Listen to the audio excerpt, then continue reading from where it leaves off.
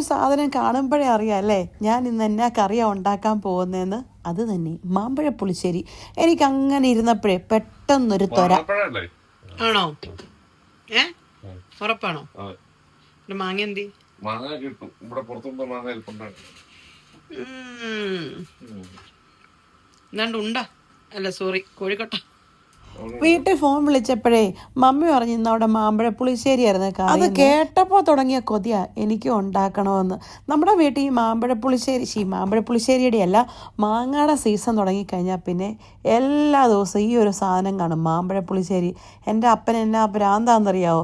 ആ ഭ്രാന്ത് ചെറുതായിട്ട് എനിക്കും കിട്ടിയിട്ടുണ്ടെന്ന് തോന്നുന്നു കേട്ടോ. ഇതിപ്പോൾ എവിടെ നിന്നാന്ന് ചോദിച്ചാൽ നാട്ടിൽ നിന്ന് കഴിഞ്ഞ പ്രാവശ്യം കൊണ്ടുവന്ന് ഞാനെടുത്ത് ഫ്രീസറിൽ വെച്ചാൽ കേട്ടോ.